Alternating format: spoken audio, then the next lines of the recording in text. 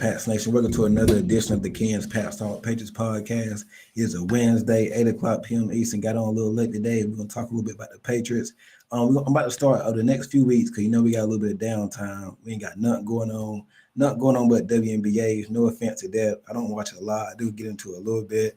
NBA is over with. OKC just won a title. NFL training camps don't start in about 3 or 4 more weeks. So we're going to do a position by position breakdown of the series, every position for the Patriots. Quarterback position, running back, wide receivers, offensive line. We get into the trenches and all that. But tonight we're going to start with the quarterback position, man, and Drake Maye. Let me go ahead and let my boy in here, DJ. What's going on, bro? You on the road, ain't you? Yeah, bro. Let's go. Hey, we got to get it. How we can get it, man? How you doing? I'm doing all right, man. How about you? Good, man. We got about a month of downtime. That will be going on the next 4 to 5 weeks. Tonight, we just going to talk about, the quarterback position, Drake Maye, Josh Dobbs, Woodridge is the third string quarterback. So just go deep in detail. We can do a position by position breakdown. Quarterbacks tonight. Tomorrow night, we'll do the running backs and wide receivers, and then so on and so far on from there. But tonight, we're going to start out with the quarterback position. And how comfortable are we with Drake Maye at the helms, man? What you thinking, bro? You good? Yeah, man. You know how I feel about Drake Maye, man. I go as far as I think he got a shot to I'm not gonna say expect that, but hey, don't rule it out. I think if he continue to build on what he showed, like if Josh McDaniels can limit the turnovers for him and produce explosive plays like for him, I think he can win MVP, bro. Like you maximize his talent, like what he's good at, and we seen that last year is all platform throw. Josh McDaniels get him in bootleg action, and get him in some running situations. So I mean, I know I'm excited, man. What about yeah. you? Yeah, I mean, I think when you look at what happened last year. I mean, you look at the turnovers and whatnot, but that's dude. We knew what he was coming out. We knew his footwork wasn't proper. But I don't think his turnovers last year were all his fault. I know we talked about a lot. All of them were not his fault. You had some tilt passes. I think the one I can remember was the one to Kayshon Boutte against the Arizona Cardinals, and then he had one against the Colts with Hunter Henry. He just had a lot of bad luck last year playing the quarterback position and then with all he was working with, offensive line was a mess, the receivers were bad, the coaching overall was bad. So I think when you look at all that, he played real. It could have been worse, right? It could have been a whole lot worse. So I think he played good given the circumstances that he had. You really couldn't ask for nothing more. He missed some opportunity. I think the Tennessee game, he threw that interception to close out in overtime, but you're not going to overtime without Maye. You're not even in position. That game might be a blowout to Mason Rudolph. Like, come on, y'all. Mason Rudolph, and then the Rams game, which I think was his coming out party. Going out, he threw that deep pass to Pop Douglas. It was a miscommunication. You connect that, that's a winner up on his belt. I think his best game by far, I think it was the Colts game.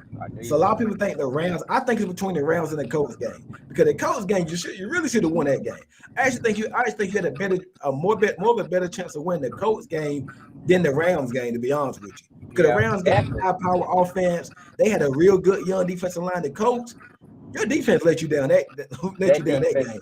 Yeah, they killed like 7 minutes off the clock and literally went down there and like scored on our defense. So you're right about that, bro. Hey, if y'all watching, man, so y'all make sure y'all hit that like button. If you're on Facebook, YouTube, share the content. It don't take but a second to share. If you're on YouTube, hit that like button. I appreciate it, man. But yeah, man, I think that Colts game was his coming out party. Between those games were back to back. They were home games. You lost it. I mean, you should at least split those games. There's no way Anthony Richards, and the way that game went down to the wire like that, it shouldn't have got to that point. The defense was a mess. So I really put that one on the defense. And then you remember, that was the game Hunter Henry, he dropped I guess you can call it a drop, but it went down as an interception. And I don't know who to say to the corner, whoever got it. I mean, that's just some of the luck they had last year, man. It was interceptions happening like that. That should have been a touchdown. If not a touchdown, worst case scenario, you at the 1 yard line. Yeah, man. Yeah, like me and you talked on the side about like his interceptions. Like we tried to take away so many interceptions that wasn't his fault. I mean, I could count by at least 3 of them that wasn't his fault. So I'm gonna say that Colts game, the one in the red zone, the Hunter Henry. I'm gonna say the Cardinals game, the Titans game. He threw one of them. He threw one of them where it was a bad read, and so then the last one, I think he was just trying to make a play. I think his worst turnover last year was the one against the Bears. The one where he's running. You remember he was running to the sideline. He said he was throwing it away. I don't believe he was throwing that ball away. So that was you remember that one? I remember that. I know Yeah, exactly. that one. The one against the Dolphins, the first, like he didn't play the first one, but the second time they went to Miami, he was doing too much, and he threw an interception. Then, um, he had a few. He had a few more, man. Like he threw a couple. He threw one against Buffalo, but like what do you have? 10 interceptions. But I would say probably 5 or 6 of them were really not his fault. Now the Right. ones that are overthrows or tilt passes, like the overthrows ones, those, I mean, yes, it's his fault, but it was a good read. And like I always say, I don't mind the overthrow because I know you're reading it well. Now I'll be panicking if you throwing in double coverage or you throwing pick six and you just forcing the ball. So if Right. you overthrew the ball, now you don't want to throw no interceptions, but the fact that he was like his first interception against the Texans, and Pop Douglas it was a slot. You remember? And that, I guess he was kind of jittery that game. He threw the pass, he threw about 5 feet over his head, Pop short. And that was his first pick. I put that one on him, but it was a good read because Pop was wide open, if you remember. Uh-huh. Yeah, you could tell like that was just that first throw. Like I'm scared. Let me just get that first throw. Let me go ahead. You know he was scared, man. Nervous and stuff And then he like threw that. another remember it was a screen. Will Anderson tipped it. How many times that's gonna happen? Yeah. A defensive end Oh gonna yeah. tip it. You remember that one? I forgot that. Like, even you can be like, oh yeah, that's his fault. But like, if you look at it, like you said, how many times that's gonna happen? So Yeah. So if you take that one away, a couple more that he threw, you're really looking at maybe about 5 interceptions, maybe 6, something like that.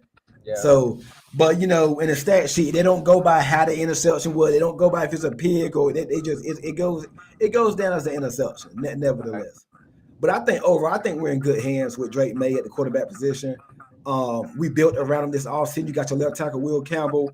You drafted wide receiver. You signed Stephon Diggs, so I think he's going to be pretty good for you. You got Pop coming back, better coach, and people don't realize that coaching is going to do a whole lot this year. Like everybody want to talk about the talent and Drake Maye, but coaching, and that's the most important thing. They did not have that. They didn't have no coaching at all last year. I mean, you had a right, rookie head coach, rookie GM, Ricky OC, Ricky. I mean, it was Ricky everything, Ricky quarterback. right, So that was a recipe for disaster right there. right. You can have the best coach. I mean, you can have the best talent on your roster, but if you don't got the coaching, it ain't gonna mean nothing. It's not. It's gonna be terrible, Right. and that's what happened. I think. And then just looking at it, I mean, I think he does have to be more careful protecting himself. Yeah. Like the Jets game, I don't really blame it because the dude he hit him from behind and whatnot, and he was actually sliding. So that was kind of crazy. I actually thought he was gonna come at that game. We still managed to win that game with Jacoby Brissett. And then the one against the Chargers, and that was just careless and reckless. I Yeah. mean, you got one more. You got one more game left. We need you for next year. We need you for the full all season. Why are you putting yourself in harm's way? You're going out of bounds. The guy he drills you, whatnot. Hmm. So I Yeah. think that one was bad. But I think with McDaniels is going to allow him to run the ball. But they drill it into his head. Like, listen, we want you to run the ball, but you got to be careful with the ball and you got to protect yourself. And you already know Vrabel and McDaniels, they're going to drill that.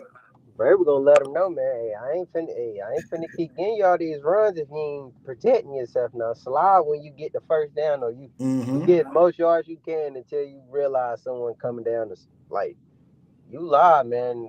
Boy, try to take you out the game, so you gotta protect yourself. Man, that Chargers game, you see how he just got him like, come on, bro.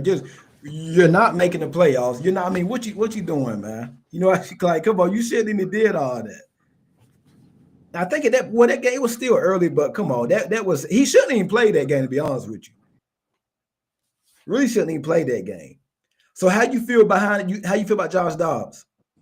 Yeah, Josh Dobbs, man. I mean, you got some people saying like, oh, we should have kept Joe Milton, Joe Milton, Joe Milton. But I mean, if you want to prevent what happened with Matt Jones, not saying Drake made Matt Jones, he probably can overcome those things and all those chants and stuff like that. But you don't want it to get like that, man. So it was best to move on from Joe Milton and Josh, And sign somebody in Josh Dobbs who knows right? his role, right? That knows his roles. Like you can tell, he knows his roles, and it seemed like him and Drake May getting along very well. I mean, you seen what Josh Dobbs did with some teams, With the man. Like, Cardinals, with the Vikings. I think he had a little run with the Titans too. he ain't no bomb now, but he ain't no superstar. But I mean, he'll get you a few wins if Drake May ever go down this season. Like We don't want him to get a few wins. We don't even want to be in that position. we don't want. Correct. If Josh Dobbs is playing, then something went wrong. Correct. So we don't even want that to happen, man. Make sure y'all hitting that like button on Facebook. Make sure you sharing the content. YouTube, share, hit the like button. Don't just watch. Make sure you hit that like button. Make sure you comment, share the content, man. I appreciate it.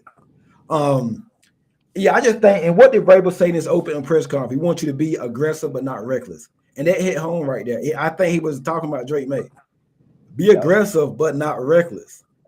So meaning we want you to take chances, but get down if a linebacker or a 250-pound linebacker is running at you, or say these safeties are big nowadays. They coming at you whatnot. If you're going out of bounds, get down or go out of bounds. Don't be trying to play around and mess around and get hit.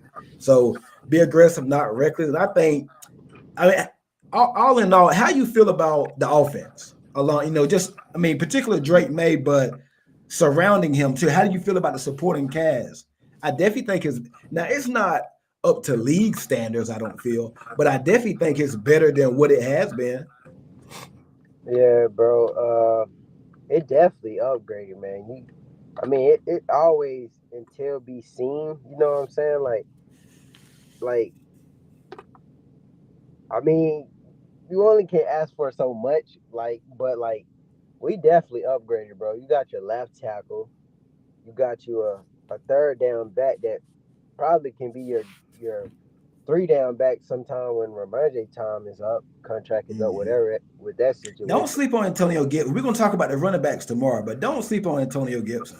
And you got you a veteran receiver, a proven veteran receiver. You drafted you a receiver, your favorite receiver in the draft. Well, one of your favorite receivers in the draft, and one of my favorite receivers. You're the one who told me to go watch him and stuff like that. So I mean. It didn't disappoint you though, right? He did not disappoint. I called you back about 10 minutes after I watched like 3 clips of him, bro. I was already sold. So, like the offense, bro, like we got a chance to be. And like I said, it's not league. Like it ain't a top 15 offense. We don't know. But hey, man, Josh McDaniels, when he was with us 2021, I was listening to, I think it was Phil Perry earlier. I don't know if you watched the last podcast.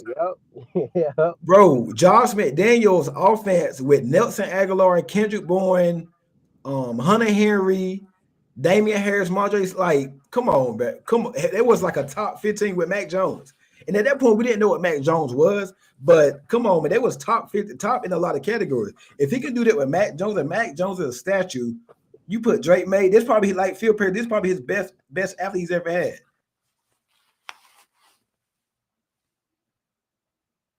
So you think you put Maye with McDaniels, that pairing, they're gonna be crazy, I think.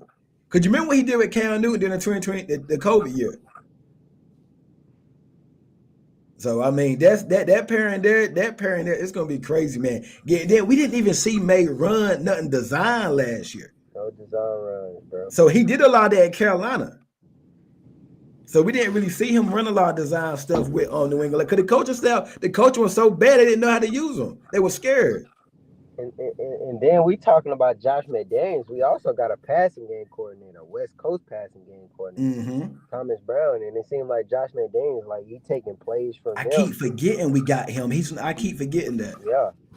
So I mean, like this offense gonna be a lot different. I mean, I feel like it's gonna be a lot of explosive plays. And McDaniels can go empty. He can go 2 running backs. He can go 12. He can do a lot. Because you remember earlier when they had Brady Moss, there was a spread offense. And then they went to 2 tight end with Gronk, the other tight end. Or you remember we had Deion Branch. The offense tradition has been built from the inside on out.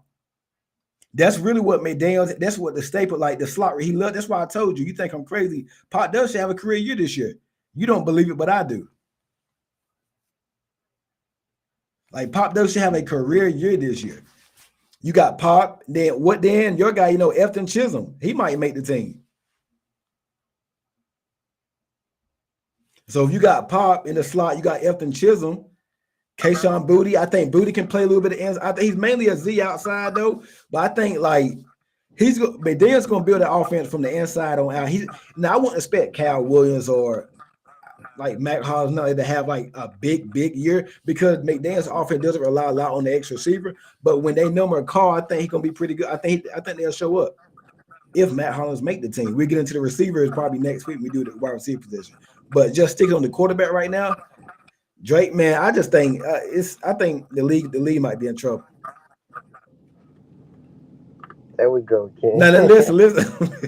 In terms of where we been at, because it's been so bad. Now you talking about 10 to 12 wins and all that. I still ain't there yet. But you got to think if Drake Maye is putting up MVP numbers like you say he is, you might win 10 to 12. You got to if you're doing that with that schedule, right? Yeah. Easy schedule, easy. So we're gonna see, man. I just think, and then we're gonna go as far as Drake take us. We're gonna go. I mean, starting out week 1, we got a tough opponent. You got the Raiders, Geno Smith, Chip Kelly coming to town, Ashton Jenney first game. Who knows? Is he going to have the full offense down pat yet? Don't forget the Raiders. They're a new team. They're a new offense as well. New offense, new head coach, new offensive coordinator, new quarterback. So they're not going to be clicking on all cylinders right then. Now it's the Raiders, and the Raiders really ain't been that good. I'm not really scared of the Raiders entirely, but I do think you can't just shoe in this as a W because this is a new team just like you are a new team too. Who that OC? Chip Kelly. You remember he was at Ohio State, I believe. Yep. Okay. So that's gonna be a problem. We got like the next month or so we're gonna do so much content on the schedule and all that. But today, like I said, we're just gonna stick with the quarterback position. These games, like when you play the Raiders, and you're gonna be asked, you're gonna be asked to go with the task to go toe to toe with Geno Smith. Can you now? Geno Smith not gonna have the same weapons that he had in Seattle. DK, Lockett, Jackson Smith. What's the tight end they had? Out of Iowa, can't think of his name right now. Then they had Kenneth Walker at running back. Geno not gonna have all that, but he do. Jacoby Myers, we should know him well. I don't know what else they got at wide receiver. I think they drafted the guy from TCU. Brock Bowers. That's the main That's one. it. I'm not Ashton Jennings week 1. I'm not too much worried about. Not week 1. Yeah, not week 1. Not too much. He gonna have to show it, man. Yeah, early. But I think we're in good hands. But I don't want to speak too soon because we was catfish. We was food a few years back with Matt Jones when he had that crazy rookie season. Now you got Drake Maye. He didn't have a crate, but he went to the Pro Bowl. Nowadays everybody goes to the Pro Bowl. He was like a alternate, but don't want to get food. But I just think the upside, he has more than what Matt Jones ever had. I just think if you banking on all that, man, hey, the sky's the limit. I think it'd be pretty good. And then you got to win the expense. My main thing is there's no excuses this year. Like I said, I'm not saying this it's a make or break year for Drake. No, it's not that. But I'm saying in terms of he's not gonna get the long leash that he's gotten in the past. Right. In terms of like, okay, hey, well, you threw it, he turned the ball over, he lost his game. Well, it's okay, the team is bad. No, I just think this team is good. Personnel, is good. You had a good draft. You spent a lot of money in all season. The coaching's good. So I don't think, Diggs, you assuming he's gonna be healthy. He's gonna be your number 1 wide receiver. Even if he's not a league-wide number 1, I still think he's good enough. He's your number 1. So I think, when you put all the pieces together, there's no more excuse. After the season, what we gonna be able to say? Well, May didn't have what? I think they've solved most of these. Most Now we don't know about injuries. Now people can get hurt in camp and things like that. You don't want that to happen, but for the most part, they got good depth. I am interested in that left guard situation, though. I think they got a lot of bodies there. But I think, you can have bigger problems in left guard. As long as you got that tackle situation figured out, I think they'll be okay at left guard. I know a lot of people panic about that because they're not sure about it. They didn't really address it. But I think they got a lot. I want to see something from Layden Robinson. We will get into the offensive line later on in our position by position series. But the only need I like maybe a youthful third tight end, maybe, but I think you're good with Hunter Henry, Austin Hooper. We will get into that position as well. But I think they pretty set for right now. I think, man, this is the best I felt about the Patriots team in some years. Like, assuming they stay healthy. Yeah, I agree. And Drake Maye takes that lead all of a sudden. Like I said, I got to win I think I said 8 or 9 wins. Drake Maye takes that lead, that 8-9 goes to 10 or 12. And you'll be right. I know I'm gonna be right, bro. If it hey, we shall see, man. We shall see, man. We shall see. Like I said, man, we're gonna do a position by position breakdown. Tomorrow night, we're gonna probably do running backs and receivers tomorrow night. Got some guests lined up for next week. So make sure y'all stay tuned. If y'all on Facebook, share the content. YouTube, make sure you're sharing it. Make sure you comment. Hit the like button. It don't take but a second on YouTube to hit that like button. It don't take but 1 second to hit the like button. Facebook, make sure you share the content. You got anything else, bro, before we get off? Nah, bro, that's it. That's going to be it for the night, guys. Man, I appreciate all y'all tuning in. Make sure you hit the like button, comment, share the content. Hey, check your boy out, man. We back tomorrow night. Appreciate it. Have a good one. Go Pats.